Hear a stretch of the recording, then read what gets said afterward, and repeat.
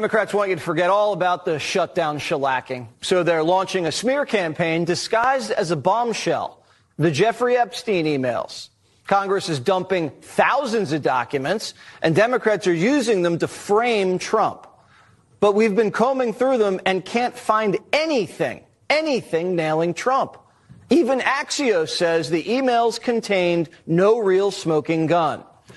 The files do show Epstein's deep ties to liberals, like anti-Trump author Michael Wolff. He colluded with Epstein on how to blackmail Trump.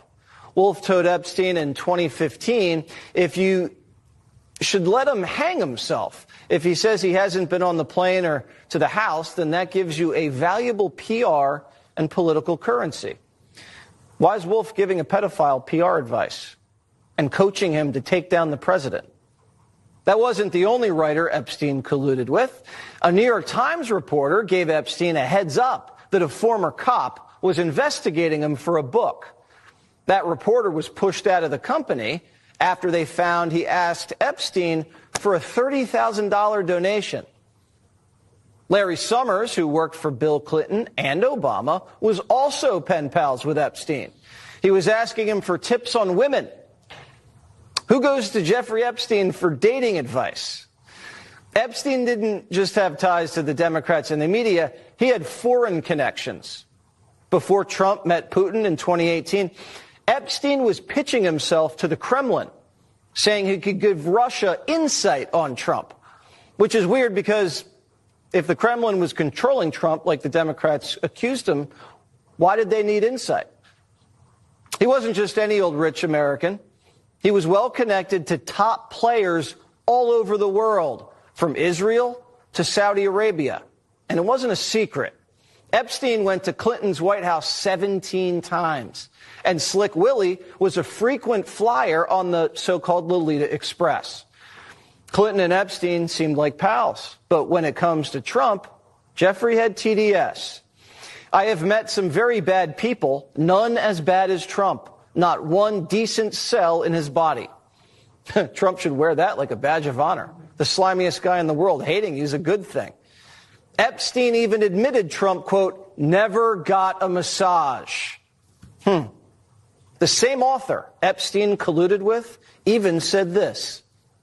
Epstein believed that it was Trump who first informed the police about what was going on at Epstein's house.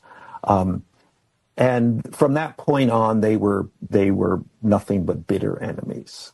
So Trump dropped a dime on Epstein, but Democrats say they're best buds? And that Biden and Obama's DOJ had proof Trump was compromised, but waited 3 elections to keep it a secret? They arrested Trump over bookkeeping and want us to believe they had real dirt and didn't use it. The Epstein files were in existence and free to have been opened during the Biden administration. You were there for 4 years. How come you didn't open it as a Democratic Party then? What am I missing? Ghislaine Maxwell said Trump did nothing wrong. So have Epstein's victims and Epstein's lawyer. And none of these emails implicate Trump. So we're back to square one. Congress is playing games, holding fake votes to drop more files. But that's not going to happen because it's up to a judge, and they won't release grand jury testimony. This is now looking more and more like a ploy to divide Republicans and smear the president.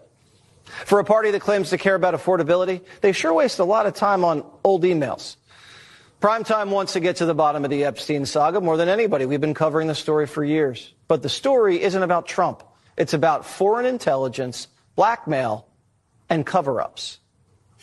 Christopher Rufo is a senior fellow at the Manhattan Institute and host of the Rufo and Lomez podcast. All right, Chris, what does your gut tell you about what's going on here? Look, I mean, Jeffrey Epstein is an increasingly and enormously powerful man, even in death. He is like a human hand grenade, and both sides, both camps, keep trying to toss him onto the other side and hoping that it explodes. But again and again, the evidence suggests that while Trump did know Epstein, he did party with Epstein, on occasion. He wasn't involved in any of Epstein's crimes. And in fact, when he figured out what was going on, he banned Epstein from his Mar-a-Lago club and resort. And so the president, I think, had successfully established boundaries, and the Dems are just trying to agitate against him and trying to use whatever bits and pieces from these documents to get the president. But look, the president has been through a lot. He's been indicted. He's been arrested. He's been mugshotted. He's been shot through the ear. A couple of misrepresented snippets from these emails is not going to result in much. How do you think the Republican Party is handling the Epstein situation? I think the Republican Party, in part, has taken the bait, and there's this scrambling about the various bills and the court hearings. It's so convoluted, it's given the Democrats an opportunity to demagogue against it. But I think overall, the best policy is one of transparency. The more documents can be revealed, the maximum amount the courts can let loose to the public, I think that's better. And I think the evidence should, wherever it falls, it falls. The evidence thus far suggests that Trump had no involvement in the Epstein crimes. But I think certainly some very powerful people from all political persuasions and business and politics and academia and science are trying to keep these documents out of the public eye because, look, some very powerful and very well-known people were doing some very naughty things. Yep, that's what it appears to be, too. All right, Chris, great work. Thank you so much.